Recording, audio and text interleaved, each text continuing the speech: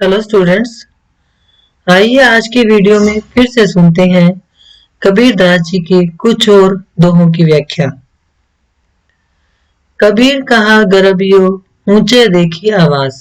कबीर दास जी कहते हैं कि हे मनुष्य, यदि तुम ऊंचे घर में, आवास मतलब घर, कि ऊंचे घर में रहते भी हो तो तुम्हें इस बात का घमंड नहीं करना चाहिए। गर्भियो मतलब घमंड करना, कि यदि तुम ऊंचे ऊंचे महलों में भी रहते हो तो तुम इसका घमंड मत करो। काल ही मतलब कल ही, पर मतलब पड़ेगा, भवे मतलब भूमि पर लेटना, कि कल ही ऐसा समय आएगा जब तुम्हें जमीन पर, धरती पर लेटना पड़ेगा।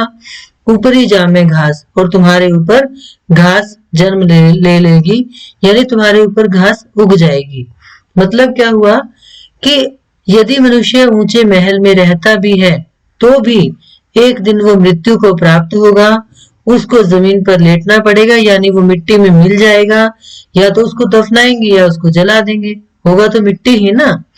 कि एक दिन तुझे भी मिट्टी में लेटना पड़ेगा और तेरे ऊपर घास पैदा हो जाएगी।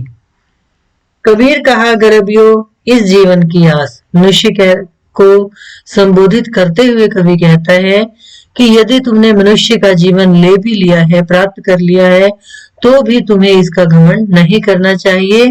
टेसु फूले दिवस चारी, कि जिस प्रकार से टेसु के फूल 4 दिन के लिए खिलते हैं फिर मुरझा जाते हैं। खंखर भय पलाश, कि जो पलाश के फूल हैं वो फिर खंडहर हो जाएंगे। खंडहर तो नहीं कहेंगे हम फूलों को, मतलब कि उसके अवशेष मात्र रह जाते हैं।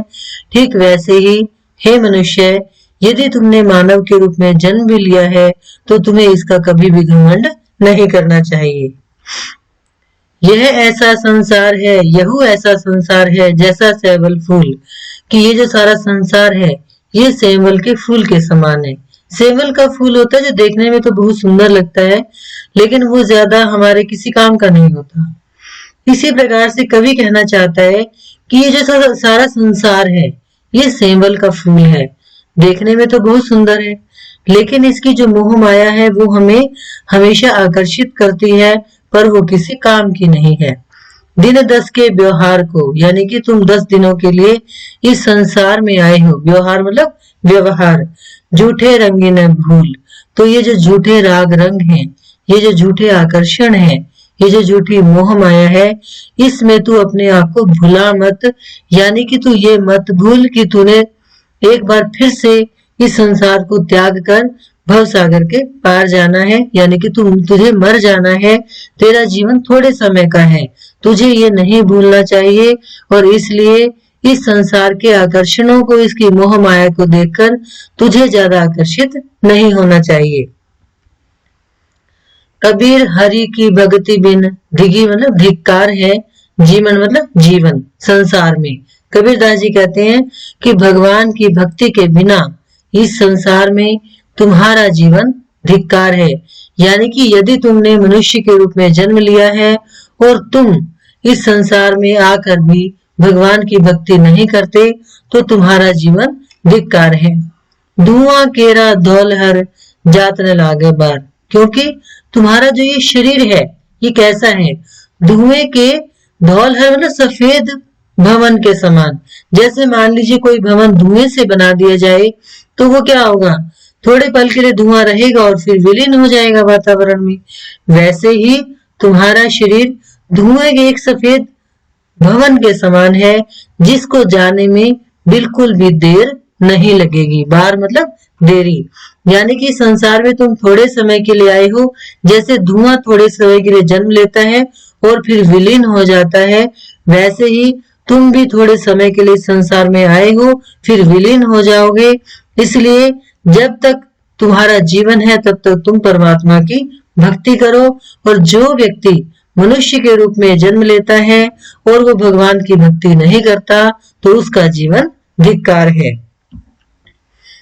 कुल खोया कुल उबरे, कवि कहता है कि यदि तुम अपने कुल को यानी स्वयं को, अहम को खो दोगे तो कुल उबरे, तो तुम इस सारे सर्वस्व से, संसार से ऊपर उठ जाओगे।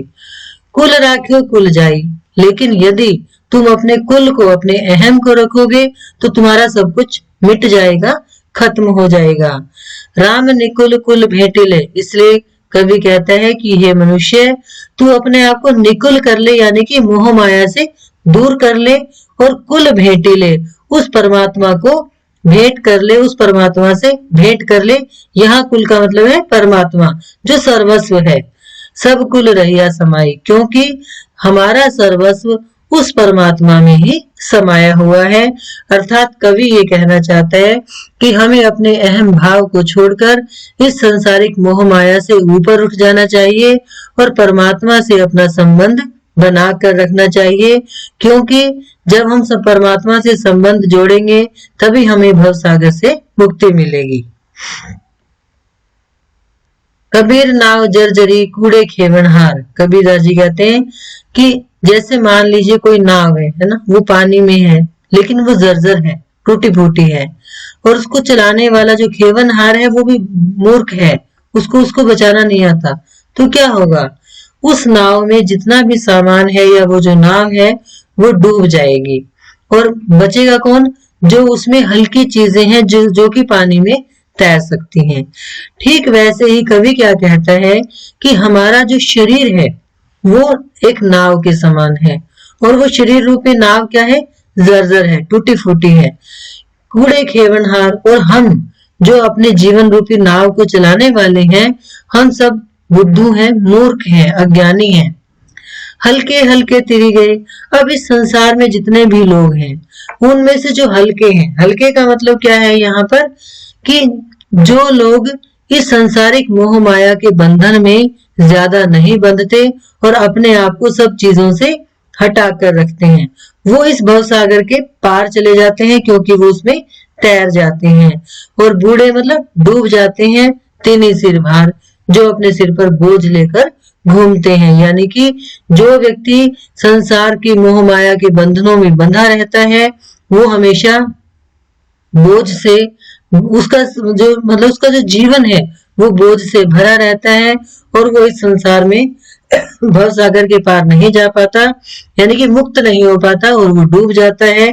और जो हल्का होता है, यानी कि जो मोह माया के बंधनों से दूर होता है, वो तैर जाता है, भव सागर के पार चला जाता है।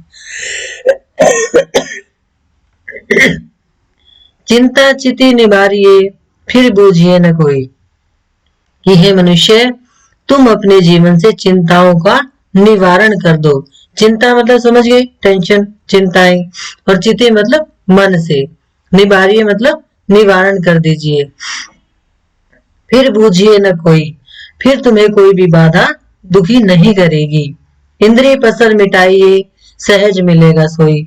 और तुम्हारा जो इंद्रियों का प्रसार है, यानी कि जो इंद्रियां तुम्हें सांसारिक मोह माया में बांधती रहती हैं, हमारी जो इंद्रियां है ना, जो वो हमें आकर्षित करती रहती है मोह माया की तरफ, कि जो इंद्रियां तुम्हें बांधती हैं, तुम्हारा उन पर नियंत्रण नहीं है, उस पर नियंत्रण कीजिए तो सहज मिलेगा सोई। तो वो परमात्मा तुम्हें सहज रूप से ही मिल जाएगा। तो ये थे बच्चों कबीरदास जी के दोहे। Thank you.